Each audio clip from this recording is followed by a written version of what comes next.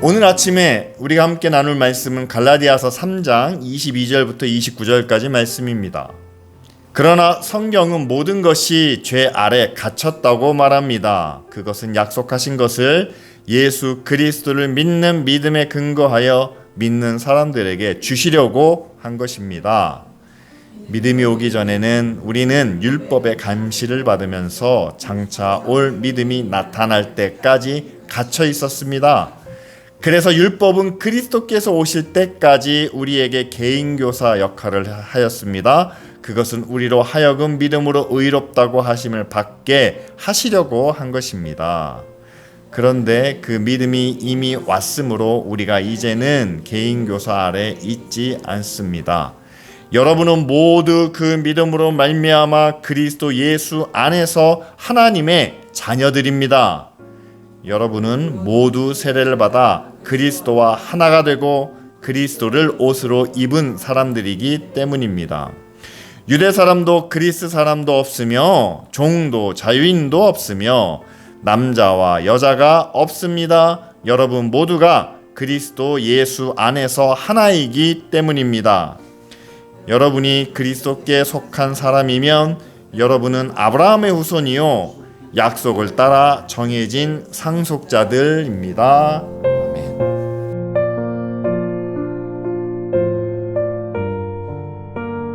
자, 오늘 말씀을 우리가 함께 쭉 읽어가면서 좀 이런 느낌을 받습니다. 사도 바울이 굉장히 상대방을 설득하려고 노력한다는 사실이죠. 예수 그리스도를 통해서 믿음이 우리에게 오기 전까지는 율법이 다스리고 있었습니다. 그리고 그 율법의 감시 아래 있었습니다. 그런데 율법은 우리가 죄인인 것을 밝혀주고 있습니다. 그래서 우리의 죄가 무엇인지를 가르쳐주는 그런 가정교사와 같았다라고 말하죠. 하지만 이제 예수님이 오셔서 우리가 믿음으로 구원을 얻는 길이 생겼습니다. 그래서 가정교사인 율법 아래 있지 않습니다. 따라서 우리는 믿음으로 구원을 받았고 이제 그 구원을 받은 믿음 안에서 믿음으로 우리는 살아야 합니다. 오직 의인은 믿음으로 말미암아 살리라 라는 그 말씀이 이제는 바울을 통해서 갈라디아에 있는 모든 성도들에게 하나씩 전파되고 또한 그들이 받아들이기 시작했다는 사실이죠. 하지만 여러분 아직도 대다수의 유대인들 가운데는 우리가 어떻게 믿음으로 살 수 있습니까? 믿음으로 우리가 어떻게 이 율법을 해결할 수가 있습니까? 그게 말이 됩니까? 라고 질문하는 사람들이 있었다는 사실이죠. 유대인들이 율법에서 벗어나지 못했던 이유가 분명히 있습니다. 왜냐하면 모세로부터 시작해서 1000년이 넘는 역사 동안에 이스라엘이라는 나라에 속한 사람들은 모두 그것을 하나님의 말씀으로 생각했고 그것을 자기 삶의 기준으로 여겼기 때문이죠. 사람들만 그렇습니까? 아닙니다. 그 나라가 다 율법에 의해서 움직였습니다. 사회도 그렇고 전통도 그렇고 삶의 기준 자체가 모두 율법에 의해서 율법이 모든 것을 다스리고 있었다는 사실이죠. 따라서 그것에서 벗어나면 어떤 일이 생깁니까? 하나님을 불순종한 거야. 하나님을 거역한 거야. 불법으로 악으로 여겼습니다. 그것이 이스라엘의 역사였다는 사실이죠. 따라서 이 율법이 하나님과 함께 갔다면, 다시 말하면 율법이 하나님을 밝히 보여주는 그 역할을 했다면 여러분 율법에 따라서 사는 것이 아무런 문제가 되지 않았을 겁니다. 그런데 무슨 일이 생깁니까? 율법이 사람들 사이에 있으면서 사람들이 율법을 이용하기 시작했다는 거죠. 다시 말하면 율법은 하나의 정해진 규칙인데 그 사이사이에 그 여백 속에서 그들이 하나님을 떠나면서도 우리는 율법을 지켰어. 부모를 섬겨야 하는데 이웃을 돌봐야 하는데 나 율법을 지켜서 11조 드렸죠. 부모님을 형식적으로 섬기기 위한 구제 헌금을 위한 그걸 드렸죠.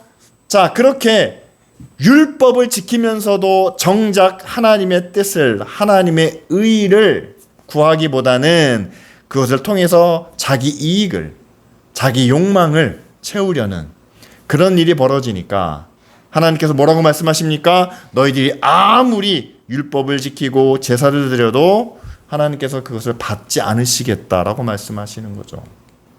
이러한 모습이 우리에게도 있다는 사실입니다.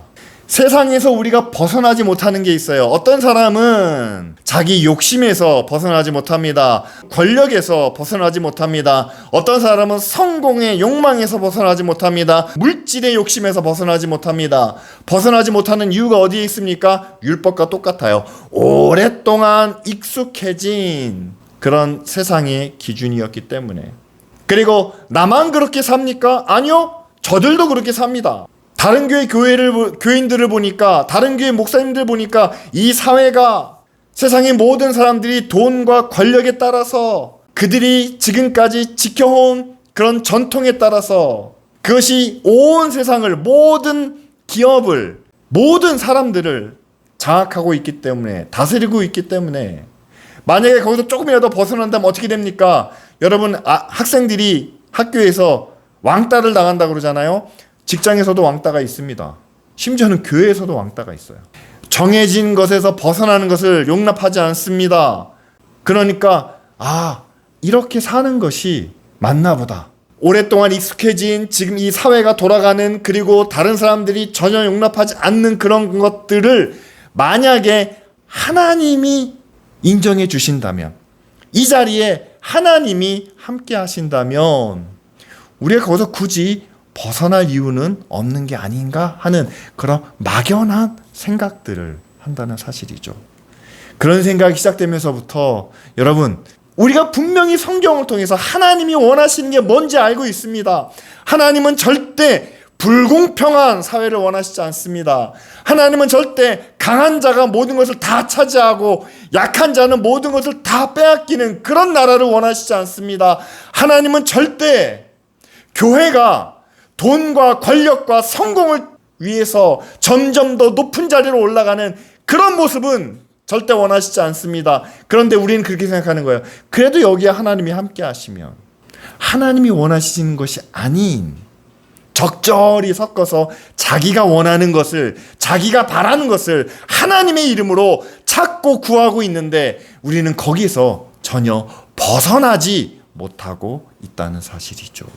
그렇다면 오늘 바울이 모든 의인은 오직 믿음으로 말미암아 살리라 라고 말씀하고 있는데, 그 믿음으로 산다는 것은 과연 무슨 의미일까요?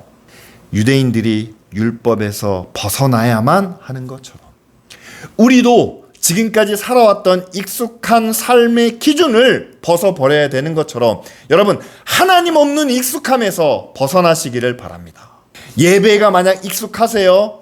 교회를 섬기는 게, 또한 우리가 봉사하는 게 익숙하세요? 익숙한 것을 할 때마다 꼭 기억하시길 바랍니다.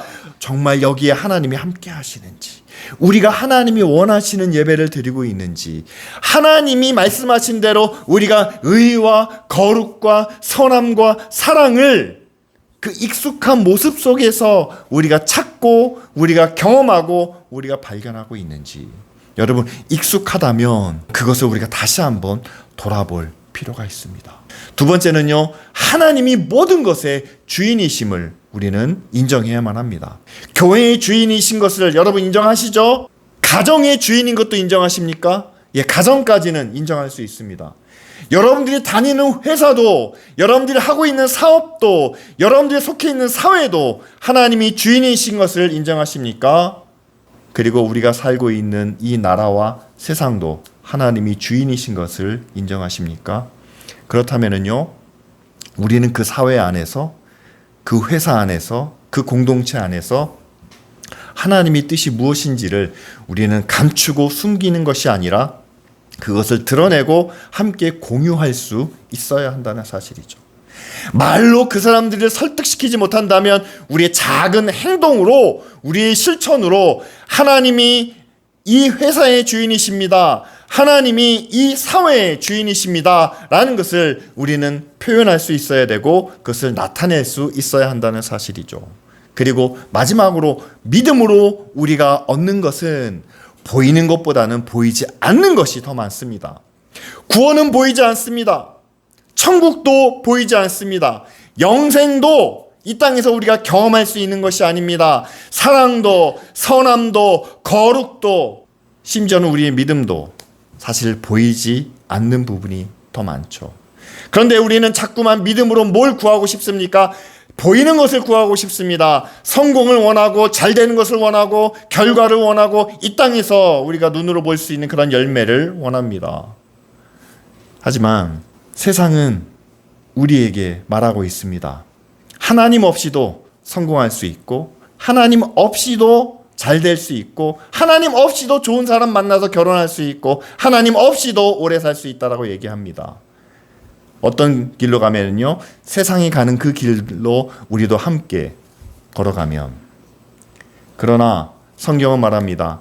보이는 것으로, 잘 되는 것으로, 성공하는 것으로 하나님을 평가하는 것이 아니라 우리의 삶이 하나님과 함께 하는지 안 하는지는 여러분, 믿는 사람의 눈보다는 믿지 않는 사람의 눈으로 더 확인할 수 있습니다. 믿지 않는 사람들이 볼 때 정말 정확하거든요. 저 사람이 정말 의로운 사람인지, 저 사람이 선한 것을 나타내는 사람인지, 저 사람이 사랑을 실천하는 것인지. 그런데 하나님 없이 잘 사는 것은요, 살아도 사는 것이 아니다 라고 성경은 말하지 않습니까?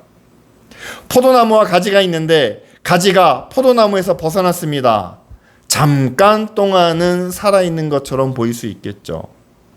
아마 화려한 꽃을 피울지 모릅니다.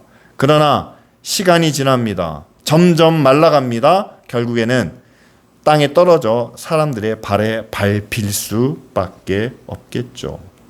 여러분, 하나님의 자녀들이 믿음으로 살아야 된다는 의미는 바로 여기에 있습니다.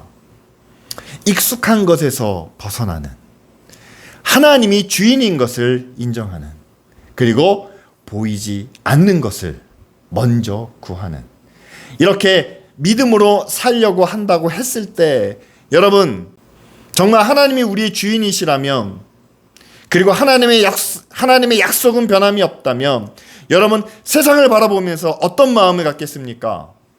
율법 아래 있는 자들은 율법에 의한 심판 때문에 두려워할 수밖에 없습니다. 하지만 우리가 믿음으로 산다면 율법의 심판으로부터 우리는 자유롭다는 사실을 알게 될 테고, 또한 하나님이 다스리신다는 것을 깨닫기 때문에 우리는 세상에 대한 두려움보다도 이 세상을 우리에게 주신 하나님께 감사와 또한 그분의 말씀에 순종할 수 있는 그런 변화가 저와 여러분들 가운데 나타나지 않겠습니까?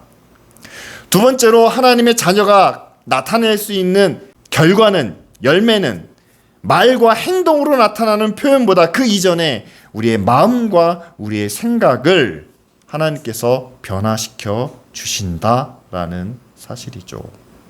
그렇습니다. 여러분, 우리의 믿음은 말을 통해서 표현이 되고 행동으로 실천되어야만 합니다. 그런데 그것이 겉으로 드러나기 이전에 먼저 내 마음과 생각을 바꿔야 되겠죠. 하나님이 세상의 주인이시다라는 그 믿음은 갖고 있으면서 아직도 힘과 권력과 돈에 대한 두려움이 우리 안에 남아있다면 아직 우리의 믿음이 우리의 마음을 변화시키지 못한 것 아니겠습니까?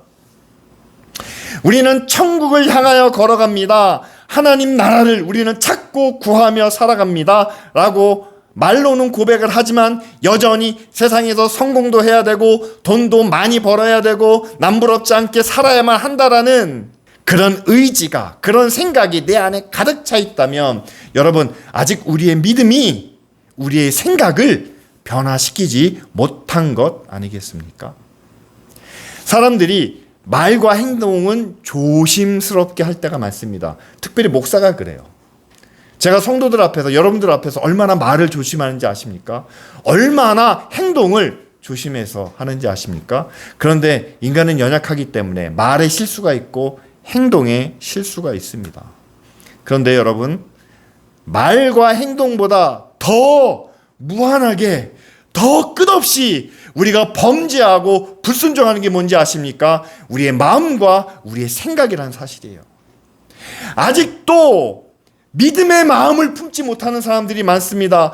두려워합니다. 이거 잘못되면 어떡하지? 이거 실패하면 어떡하지? 하나님이 주인이신데 더 이상 죄와 사망이 우리를 지배하지 못하는데 마음이 항상 두려움에 가득 차 있습니다. 믿음으로 그 마음이 아직 변화되지 못했다는 사실이죠. 생각도 마찬가지입니다. 항상 무슨 생각을 하고 있어요? 어떻게 하면 더 잘 되고 더 복받고 더 많은 것을, 더 큰 것을, 더 위대한 것을 꿈꾸며 살 수 있을까?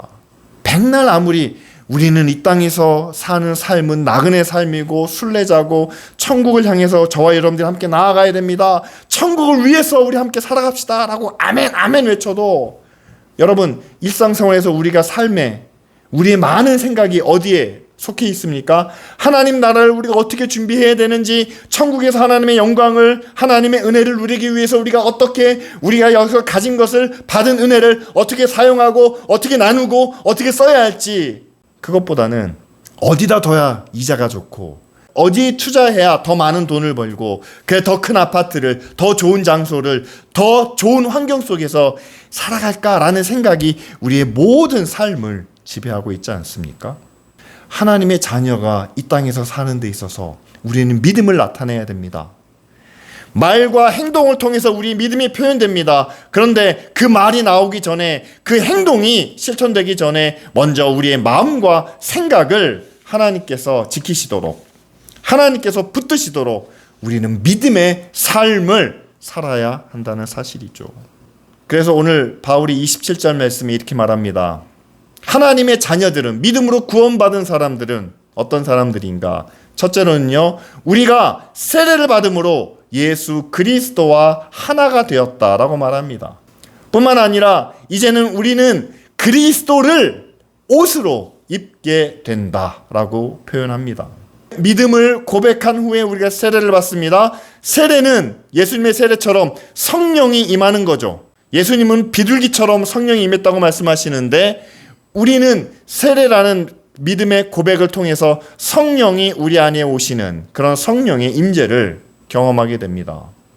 믿음을 고백하셨다면, 성령이 저와 여러분들 가운데 함께 하신다면 우리에게는 두 가지 증거가 나타나야 됩니다.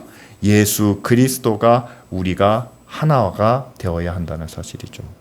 예수님도 하나님을 향해서 이렇게 말씀하셨습니다. 아버지가 내 안에, 내가 아버지 안에 있는 것처럼. 그 증거는 어떻게 나타납니까? 예수님은 어떤 말 하나도 아버지의 말씀이 아닌 것을 말하지 않았다라고 표현하십니다. 그리고 행하는 모든 사역도 아버지의 뜻에 따라서 사역하셨다라고 합니다. 예수님과 우리가 마음과 생각으로 하나가 되는 것을 우리가 내적 연합이라고 말하죠. 만일 우리가 아직 우리의 마음과 생각이 예수님과 많은 차이가 있다면 다시 한번 우리가 함께 기도해야 되지 않겠습니까? 우리가 세례를 받았고 성령이 우리 마음 가운데 계시는 줄 믿습니다. 예수 그리스도와 우리가 하나 되게 하옵소서. 두 번째는 우리는 그리스도를 옷 입은 사람들이 된다라고 말하죠. 정확하게 표현을 하면 그리스도를 옷으로 입은 사람들이다. 만약 저와 여러분들이 옷을 하나도 입고 있지 않다면 어떻게 될까요? 부끄럽겠죠. 옷의 의미는 무엇입니까? 옷을 두껍게 입으면 입을수록 내가 보이지 않고 나를 덮고 있는 그 옷이 나타나는 것 아니겠습니까? 옷의 원래 의미는, 여기서의 의미는 그런 것 같아요. 우리의 부끄러움과 우리의 약함과 우리의 수치를 덮어주시는 거죠. 그리고 만약에 추위나 아니면 그 어떤 외부 환경으로부터 우리를 보호해주는 그런 역할을 합니다. 그리스도가 내 위를 덮어주신다라는 사실입니다. 오랫동안 믿음 생활을 했지만, 내가 신앙인으로서 지금까지 살아왔지만 아직까지도 해결하지 못한 우리의 약점이 있습니다. 우리의 부끄러운 모습이 있습니다. 우리의 연약함이 있습니다. 그것을 누가 덮어주실까요? 드러나면 모든 사람들 앞에 창피할 수밖에 없는 우리의 내적인 모습을, 우리의 부족한 모습을 예수 그리스도가 덮어 주시지 않겠습니까? 그리고 겉으로 드러난 이 옷은 무엇을 우리에게 나타냅니까? 우리가 입고 있는 옷은 우리가 어떤 사람인지를 나타냅니다. 특별히 구약의 제사장들이 어떤 옷을 입었습니까? 또한 왕과 왕자와 귀족들이 어떤 옷을 입었습니까? 그 옷이 그 사람의 신분과 그 사람의 지위를 표현해 준다라는 사실이죠. 그런데 우리는 그리스도를 옷으로 입고 있습니다. 무슨 의미일까요? 그리스도와 동등한 사람이다 라는 사실이죠. 그분이 우리의 옷이 되어 주셨습니다. 그분은 거룩하신 분이고, 그분은 선하신 분이고, 그분은 의로우신 분이고, 마지막 하나님 나라에서 영광과 찬송을 받으실 만한 분입니다. 그런데 우리는 그분을 우리의 옷으로 입게 되었습니다. 그렇다면 여러분, 우리 안에는 아직까지 예수 그리스도와 일치되지 않는 부끄러운 마음도 있고 세속적인 생각도 있고, 그로 인해서 우리가 수치를 당하거나 모욕을 당할 수도 있겠지만 그것을 옷으로 덮어주시는 분이 바로 예수 그리스도시고, 우리가 아직 내 안에는 부족한 점이 많지만 그러나 하나님의 자녀로서 거룩한 자리에, 영광스러운 그 자리에, 그리고 예수님과 함께 하나님 나라에서 동등한 그런 복을 누릴 수 있는 그런 복장으로 예수 그리스도가 우리를 덮어주신다라는 사실이죠. 그래서 예수 그리스도로 옷 입은 저와 여러분들이 마지막으로 우리가 나아갈 방향은 바로 여기에 있습니다. 예수님께서 사역을 하시면서 하나님 앞에 이렇게 말씀하셨죠. 아버지가 내 안에 있고 또 내가 아버지 안에 있는 것처럼, 예수님의 말씀이 제자들 안에 있고 또한 제자들이 예수님 안에 있으면 어떤 일이 이루어진다고 약속하셨습니까? 무엇이든지 구하는 대로 다 이루시겠다라고 약속해 주셨습니다. 그리고 예수님이 우리 옷이 되어 우리를 더 이상 부끄러움과 수치와 이 모든 것들을 다 가리시고 왕의 권세와 영광으로 우리를 인도해 주시겠다라고 말씀하셨습니다. 그렇다면 오늘 말씀 29절에 이렇게 나옵니다. 여러분이 그리스도께 속한 사람이면 여러분은 아브라함의 후손이요 약속을 따라 정해진 상속자입니다 라고 말씀하고 있습니다. 상속자의 의미가 무엇일까요? 내가 부모님으로부터 받을 상속이 있다면 그것은 아직 내 것이 아니고 누구의 것입니까? 아버지의 것입니다. 세상을 다스리는 권세, 세상에서 누릴 수 있는 그 모든 영광, 하나님이 약속해 주신 그 모든 것, 우리는 상속받을 약속의 자녀들이지만 아직 내 것은 아닙니다. 장차 이루어질 것이죠. 그런데 정말 우리가 하나님으로부터 큰 기업을 또한 유업을 물려받을 상속자라면 하나님은 절대로 섣부르게 아무한테나 상속을 주시는 분은 아니라는 사실이죠. 어떤 사람에게 상속을 주시겠습니까? 하나님의 권세를 주셨을 때 그 권세를 어떻게 사용할 사람, 자기 마음대로 사용해버릴, 자기 목적을 위해서, 자기 의를 위해서 사용해버릴 사람에게 하나님은 절대 상속을 주시지 않겠죠. 그 권세를 주셨을 때 하나님께로 받은 의미를 기억하고 하나님이 원하시는 뜻대로 하나님이 기뻐하시는 일을 위해서 그것을 통해서 세상의 열매가 아닌, 세상의 결과가 아닌 하나님의 의를, 하나님의 나라를 이룰 사람들에게 여러분 하나님의 영광과 권세와 능력을 상속해 주시지 않겠습니까? 따라서 여러분 약속된 상속자로서 우리가 갖춰야 할 것은 어떤 모습입니까? 앞부분으로 돌아가면 그런 거죠. 우리는 믿음으로 예수 그리스도와 내적 연합을 이루어야 합니다. 우리의 마음이, 우리의 생각이 예수 그리스도와 같아져야 우리도 그분과 같은 동등한 그런 상속자의 지위를, 또한 상속자의 몫을 차지할 수 있지 않겠습니까? 두 번째로는 만약에 우리가 상속자가 됐는데 아직도 부족한 게 많고 연약한 게 많고 아직도 우리 안에 흠이, 인간적인 욕심이 드글드글하다면 어떻게 해야 되겠습니까? 하나님 앞에서는 다 드러날 수밖에 없어요. 하지만 우리는 약속된 상속자로서 우리를 덮을 수 있는 옷이 필요하겠죠. 바로 예수 그리스도가 우리를 덮어주시는, 우리의 허물도 우리의 죄도 우리의 악한 것도 덮어주시는 그런 예수 그리스도를 우리의 옷으로 입고 살아야 하지 않겠습니까? 따라서 여러분, 믿음으로 살아간다고 했을 때 이 두 가지를 꼭 기억하시길 바랍니다. 어려움을 만나고 고난을 만나고 아픈 상황을 겪었을 때 예수님이라면, 예수님은 어떤 마음을 가지고 예수님은 어떤 생각을 하실까?